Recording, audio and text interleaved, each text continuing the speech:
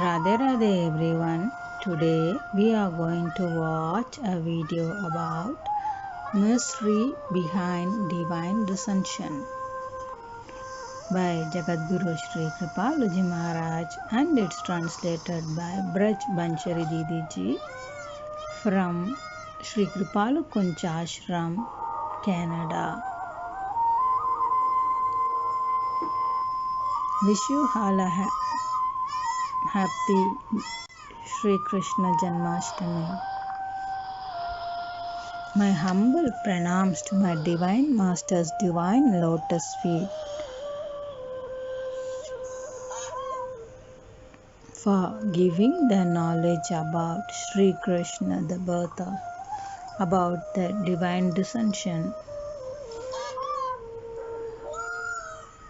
Mystery behind divine descension of Sri Krishna.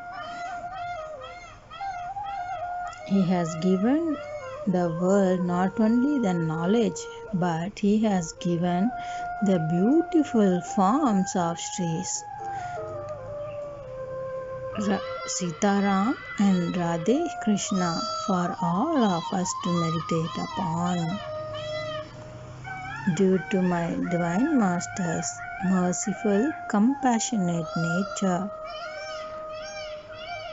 he is giving this knowledge for all of us to contemplate upon God, so our mind will get purified. The more we think about God, the more our mind will be purified. And all the miseries, sufferings, stress, fault finding, hurting others will all go away.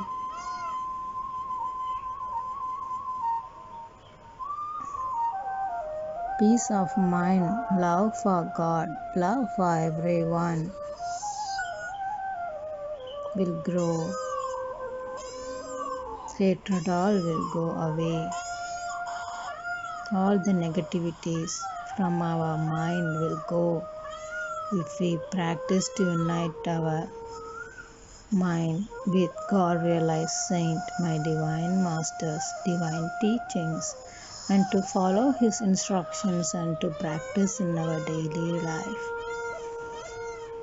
This is the only solution in this world. Nothing else can help us to purify our mind,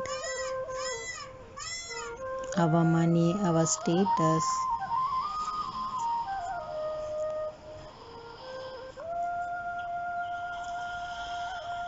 Nothing can help us. Let's all practice to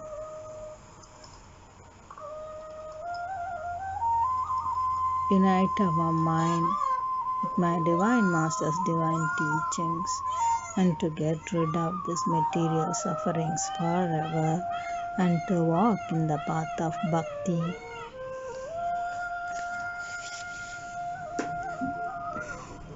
Along with me, you all can bow down to my Divine Master's divine lotus feet, and let's all offer a garland of flowers, and let's all pray together to follow his instructions in our daily life and to practice. Practice only makes us perfect, nothing else. Pratana. I offer my humble salutations to my Guru and to my beloved Sri Radha Krishna. O most loving one, the Lord of all, my beloved Sri Krishna, as a result of being turned away from you for innumerable lives, I have undergone untold sufferings and misery. Committing sins endlessly, my heart and mind have become polluted to such an extent that in spite of being told by the Rasika saints that you have been eagerly awaiting for me with arms outstretched and eyes so full of love and affection, I still failed to take your shelter. O protector of the unprotected, no one can know you without your grace. O causelessly merciful Sri Krishna, O Savior of the fallen, shower your grace and accept me as your own. O ocean of compassion, I neither desire worldly pleasures nor liberation.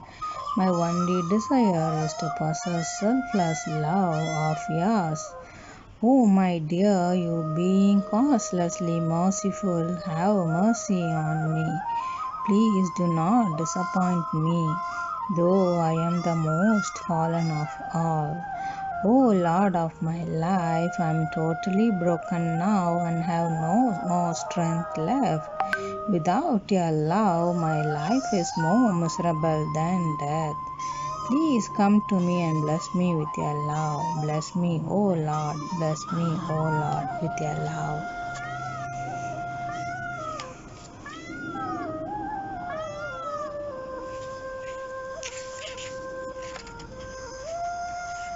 All glories to the Jagat Guru, the supreme world teacher, the crest jewel of Rasika saints. The divine light that shines forth from the nails of his lotus feet dispels the darkness of ignorance from the hearts of those who lovingly meditate upon them. The delusive power Maya, with all her attendants, anger, greed, hatred, envy, etc., goes away, greatly disappointed from the individual whom my beloved Master blesses with his love, grace, and protection. That most fortunate individual thereby attains the abode knowledge and love of Sri Krishna. O foolish mind, do not rely on the world. Instead, seek the shelter of the Guru's lotus feet.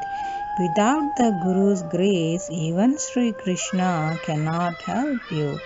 In the loving protection of my benevolent Guru, I feel totally secure, and my miserable condition of being an orphan, alienated from God, my divine parent, since time immemorial, is gone forever.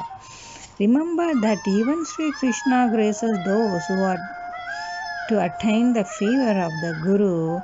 The dissension of love and bliss, my beloved Master, beautifully reconciles the apparent contradictory views in the Vedas and the Shastras.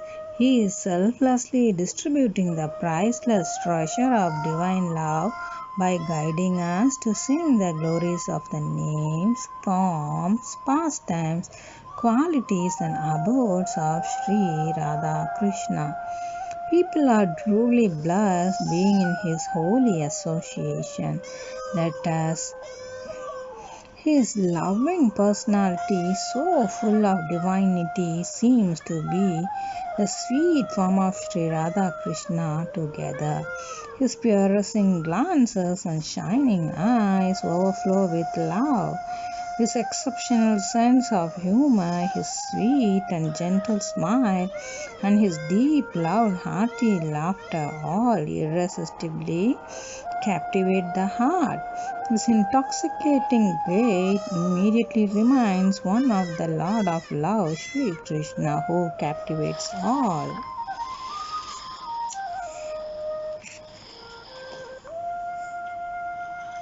We offer our humble obeisance first to our beloved Guru and then to God, though Guru and God are both one and the same. The ever merciful Guru and God incessantly shower their grace on all. We need to completely purify our heart through devotion to make it a receptacle worthy of their grace. O my merciful Gurudeva, please bestow your grace upon me. I fully surrender myself to you with my body, mind, and wealth. Concludes Jagadguru Sri Kripalaji Maharaj.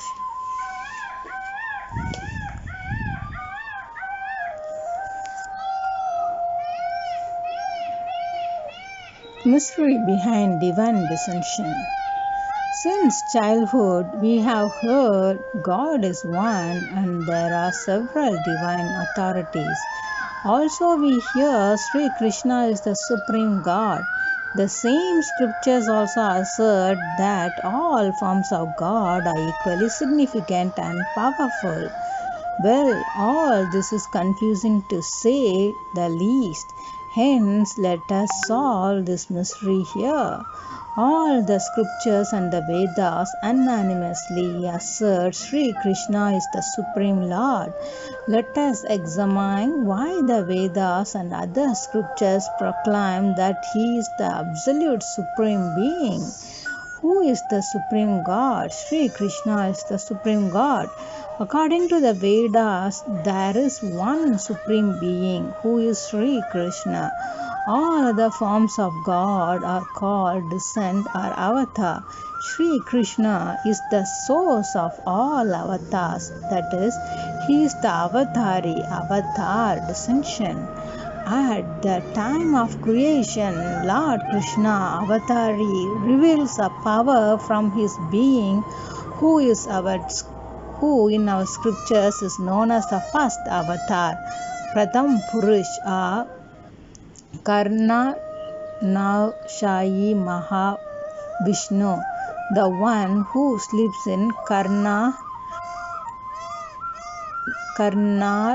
Nav. What is Karnar now?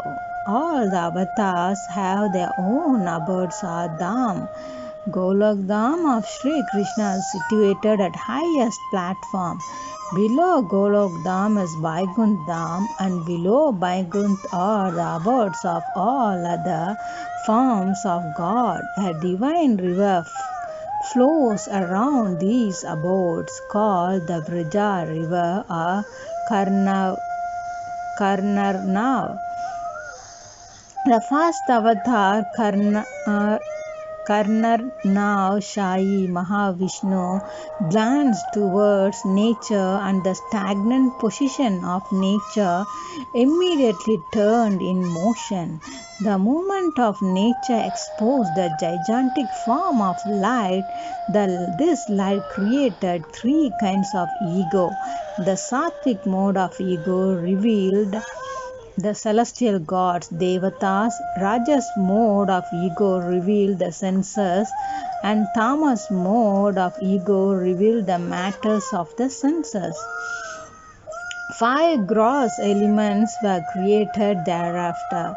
Thus, the first Mahavishnu activated Prakriti, nature, only by a quick glance. After that, he revealed innumerable Garbhodashayi Mahavishnu or second Vishnu, one in each universe.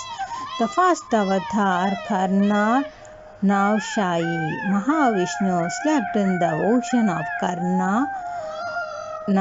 Subsequently, the second Vishnu filled half of the respective universe with water. Then he revealed a creator of the universe from his navel called Brahma. Now Brahma revealed third Vishnu known as Chirod Shayi Vishnu. He also revealed Lord Shankar. Chirod Shayi Vishnu dwells in the hearts of all living beings as Paramatma and notes all our actions and gives us fruits accordingly. He endowed with our 4 arms with conch, disc, club and lotus. According to our scriptures, one kalp is 4.29 billion years long. This is equal to 1 day of Brahma. The avatars of all forms of God, Ram, Krishna, Durga, Shankar, etc., emanate from Kichirodshayi Vishnu in different ages. For instance, Lord Ram descends in every Treta age. Likewise, Sri Krishna descends in every Dwapar age. These avatars of each age are the descent of the Supreme Sri Krishna's third descension, that is Chirodshayi Vishnu. These avatars are called Yugal Avatar. The Supreme Lord Krishna descends only in the 20th Dwapar of the 7th Manvantar, that is once in Kalp, 4.29 billion years. The Supreme Sri Krishna descends after a Kalp only for one reason, to impart divine love to the deserving souls. Sri Krishna, who descended 5000 years ago with Sri Radha Rani, is the Supreme Sri Krishna who descends after a Kalp. He is not the descent of Kichirodshai Vishnu. We will discuss other interesting facts about the descension of Supreme Lord Sri Krishna in the next.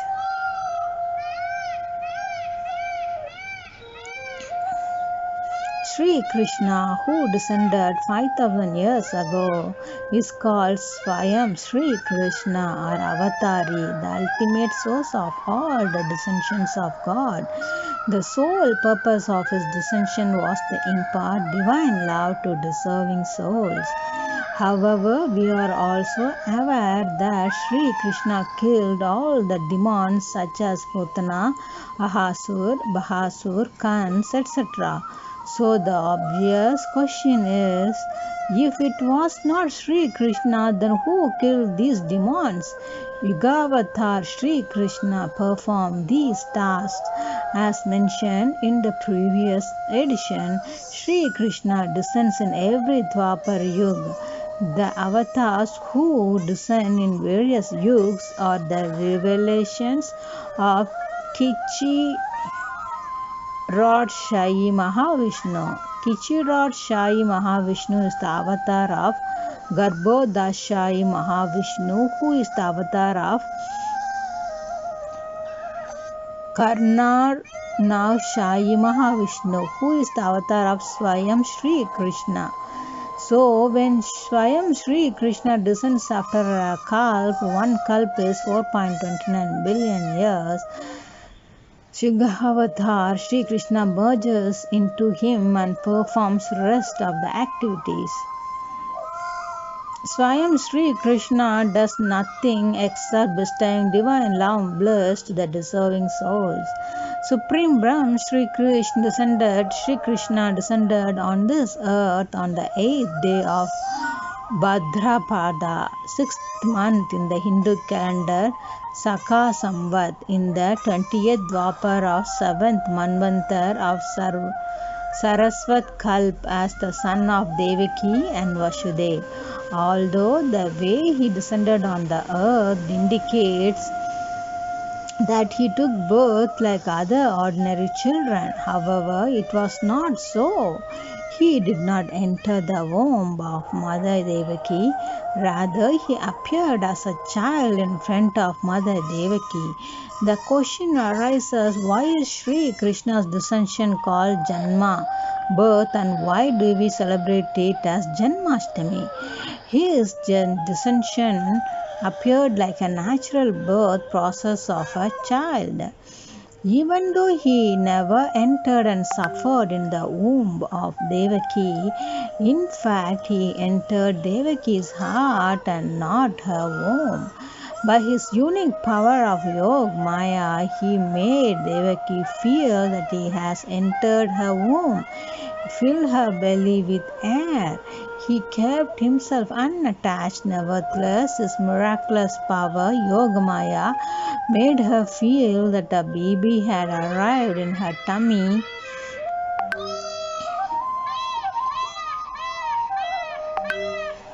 And she also felt the gradual development and movement of the child in her womb.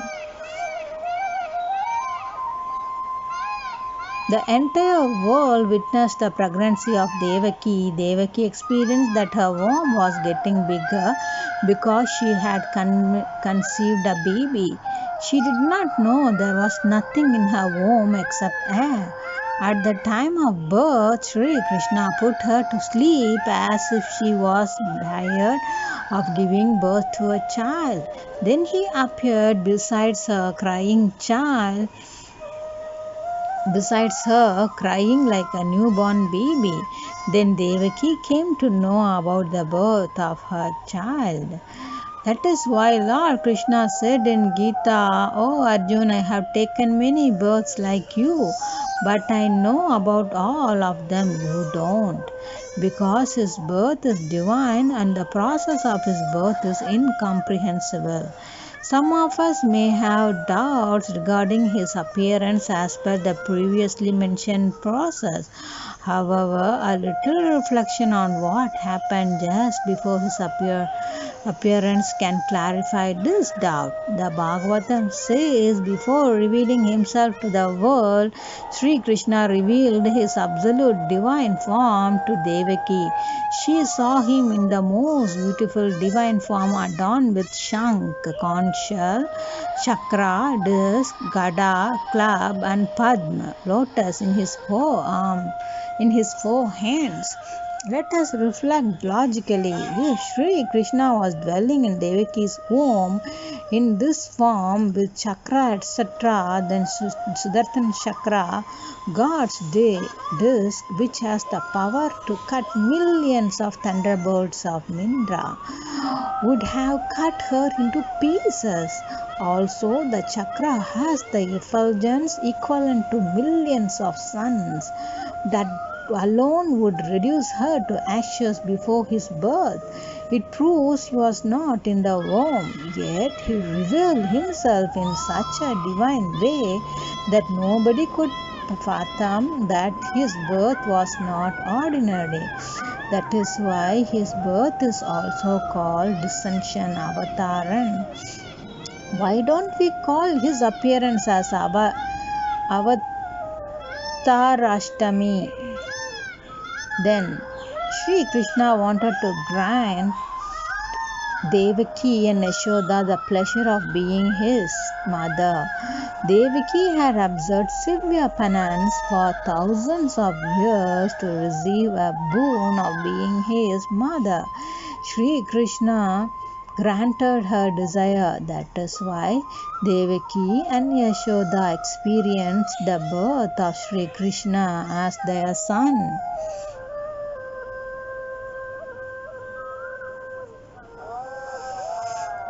They thoroughly relished having Sri Krishna as their real son and responded with intense maternal love towards him.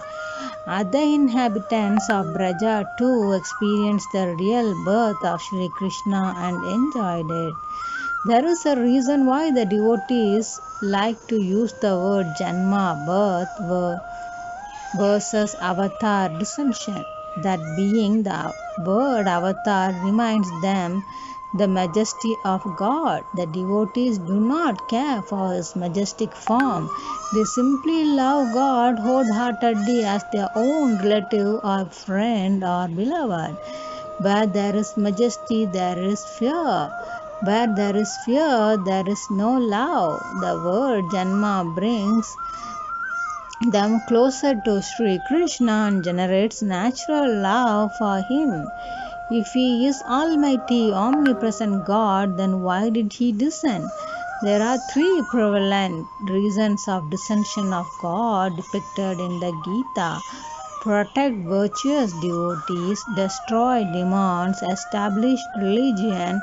But these causes cannot be only reason for his descent, as Almighty and omnipresent God can do this from his divine abode as well. Further, he always protects his devotees all the time. If the devotees are protected, the religion will survive for sure. The one for whom the Vedas say he just closes his eyes to annihilate the world. Such omnipotent God does need to descend to earth to kill a few insignificant demons. The reason of his descension should be such which cannot be accomplished without the physical presence of Almighty God. Guru Sri Kripalaji Maharaj, the authentic spiritual leader of this age, says there is one reason given in Srimad Bhagavat Mahapuran that seems to be more logical. He descended to bless the Paramahansas. He descended to deliver the God realized souls of Myanmar. Those who worship and realizes formless God following the path of knowledge are called Paramahamsas. These scholars perceive the divine soul completely oblivious of any misery or happiness in the world. After leaving this earthly body, they merge into the Supreme Being. That they enjoy the bliss of formless God forever. Their happiness is called Brahmanand, but they can never enjoy the ever-increasing divine love bliss of divine form of God, which is millions times higher than the bliss of Brahmanand and is forever increasing. It is called Premanand. When God descends on the earth, these Paramahamsas get a chance to taste the nectar of Sagun Saka Brahm. God is a human form with divine attributes and pastimes. As soon as they receive this rare opportunity, they immediately drown in the ocean of Premanand, forgetting all about Brahmanand, because they know this bliss also belongs to same Supreme Personality in a visible form. For example, Janakji Maharaj had just a glimpse of Bhagavan Sri Ram in the Pushpavatika. He kept looking at him without blinking an eyelid. King Janak's royal servant reminded him of all that needed to be accomplished that day.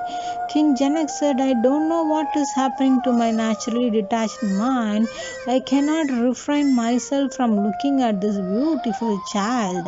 I know the same formless God who I used to visualize in the form of light has appeared in such an attractive form today. Sanakadik Paramahans just smelled the fragrance of his lotus feet through the breeze and forgot about Brahmanand without any choice of consideration. Sukdev Paramahams heard about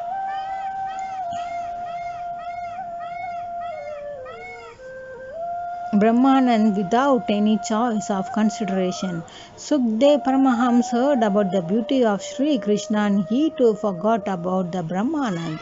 Then he heard the entire Bhagavat from Ved Vyasji and recited it to Parikshitji. That is why the Bhagavat says the bliss of Sri Krishna is so magnetic that even the self-complacent great Paramahamsas could not resist it and unconsciously drown in the ocean of divine love bliss. This could not have been possible without the physical presence of God. Thus, one true reason for his descension was to bless the Paramahamsas, who otherwise would have been deprived of his Premanand forever. There is one more reason which is apparently more authentic and helpful to us, the ordinary human beings, that will be revealed in the next. The third and the most important reason of descension of Supreme Brahma Sri Krishna is his nature of grace. Lord Krishna said in the Gita, I do not have to obtain or earn anything. Hence, the only reason for every action of God is to bestow grace on others. Ling Puran says, because he does not have any desire for himself, he does everything only for the benefit of others.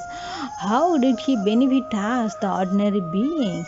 In fact, all the pastimes in Ramavatar and Krishna Avatar were so confusing for common people that they did not even believe that he was God.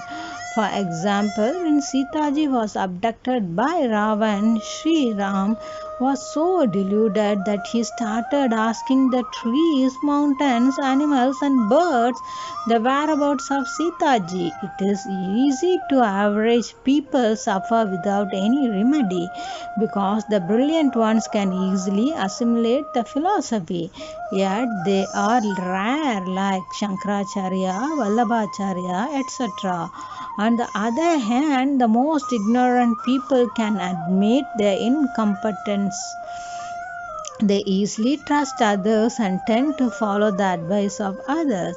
Therefore, they too can be easily delivered. For example, there was a boy who was very naive and poor. Once he asked a priest of a temple, I see you serving these idols every day. Why do you do all this?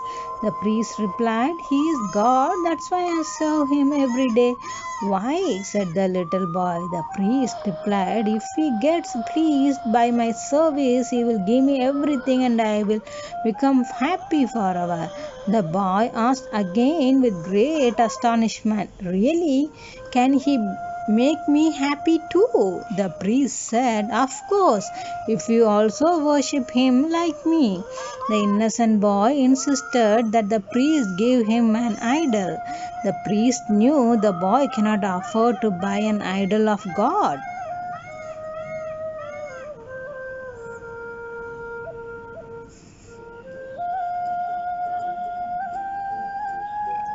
So, just to get rid of him, the priest gave him an old toy idol of Sri Krishna and said to him, He is your friend. If you please him, he will provide you everything.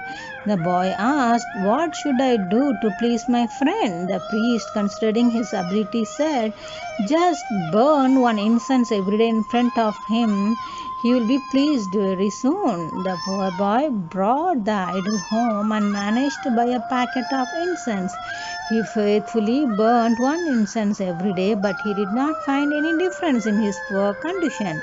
After 10 days, the boy warned God, I made you my friend based on the advice from the priest, since he assured me that you would help me as a good friend. But it seems you are a good friend at all. I will watch for couple of more days, then I'll bring another friend. But again the situation was same. Being disappointed, he managed to bring another idol of Sri Krishna and replace the new one with the old one and put the older one aside as it was now rejected. But when he burned the incense, the fumes continued to go towards the older one.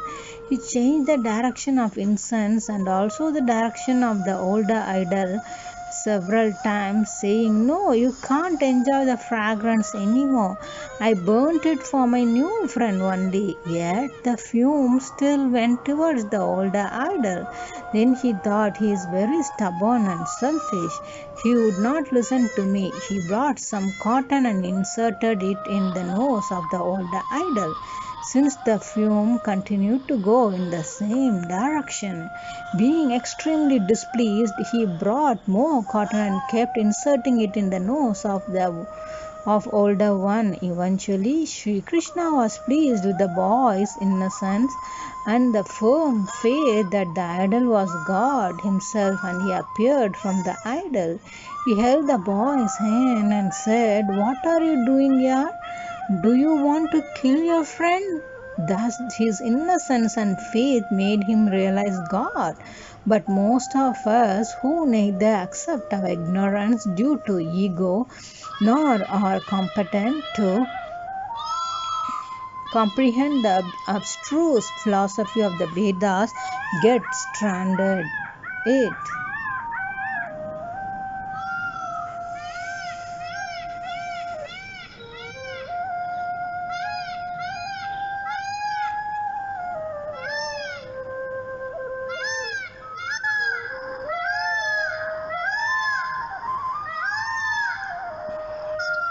It is for such people that God descends on earth. We do not get any benefit at the time of his descension, but when he leaves this mortal world, he leaves behind his forms, his names, forms, pastimes, attributes, abodes, and also his devotees. These devotees educate us of his divine relationship with us, the need to know him, the path and methods to get to know him to attain unlimited bliss. Then we, with the help of all what belongs to him, remember God, practice devotion, become free from Maya. Most of his devotees, such as Sur, Mira, Dulci, Kabir, Nanak, Dukaram, etc., realize God only by remembering his pastimes and names, etc. Thus, his dissensions make it easy for ordinary beings to worship him. First, if God were to not take a form and descend, we would have to worship formless God, which is very difficult. The path of knowledge teaches to worship formless God. The prerequisite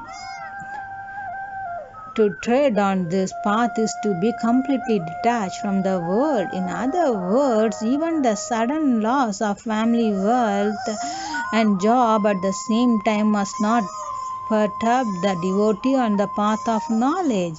He should be completely neutral. It is very difficult for any material human being to be so. Second, formless God has no name, form, attributes, or pastimes. How can a person focus on him? Lord Krishna said in Gita, the human beings are endowed with a form. They have a natural habit of loving things with form only.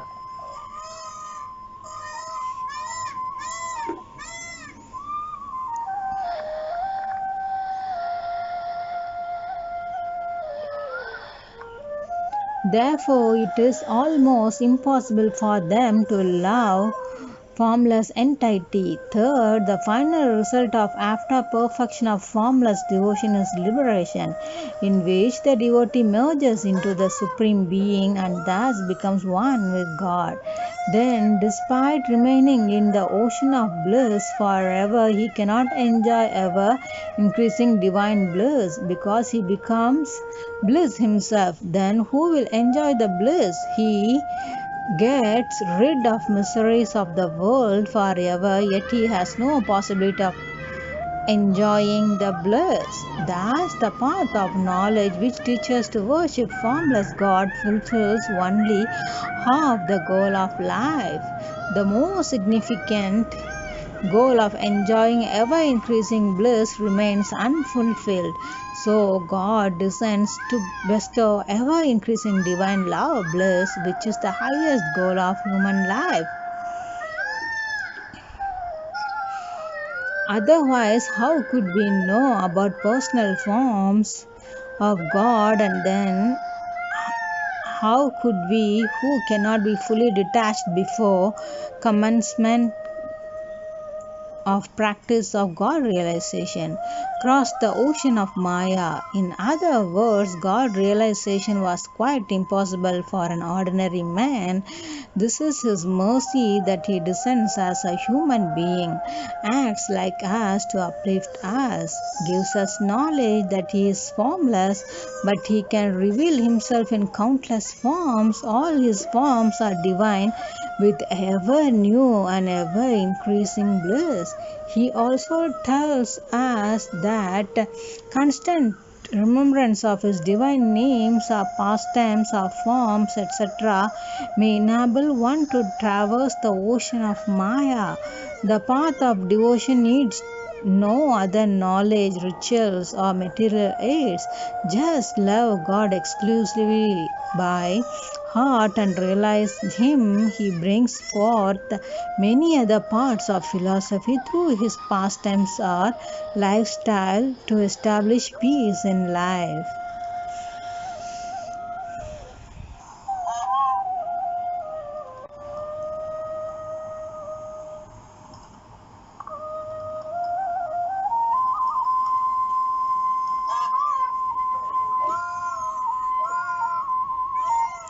See how important to meditate upon the forms of God. Let's all practice to visualize God's divine, beautiful, the precious, divine, beautiful forms. Then we chant God's names. Then we meditate upon the divine pastimes with the beautiful, precious, divine forms of God. It helps us to walk in the path of God realization.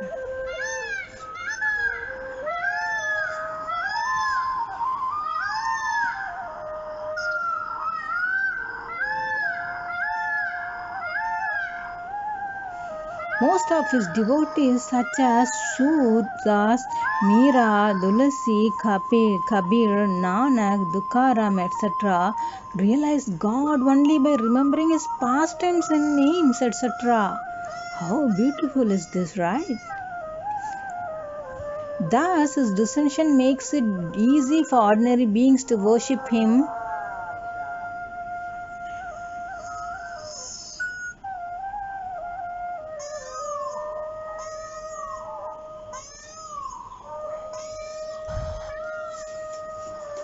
So let's all practice. Practice makes us perfect, my divine master says. So don't forget, as usual, don't forget to subscribe to our YouTube channels, Jagat Guru Kripalu Parikshat YouTube channels, Jagat Guru Tam Lectures YouTube channel, and Kripalu Nidhi app and Sanatana Vedic Dharma app. In one stop you can get everything in these apps. Yeah, don't forget to download. Then don't forget to study my divine masters divine books, and don't forget to share with your friends and relatives as well. Let's use this lifetime to meditate upon the forms of God, the pastimes of God. Let's all practice to chant by meditating the divine, beautiful, precious forms of God in our mind and practice to chant.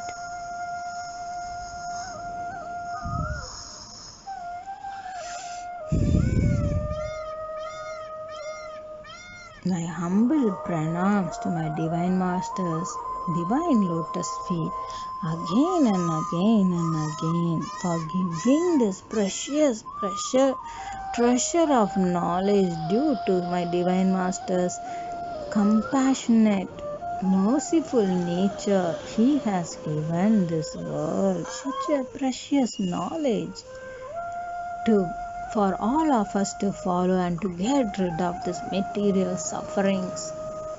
Our mind filled with hatred, anger, fault finding, hurting others, stress, anxiety, negativity, negative thoughts.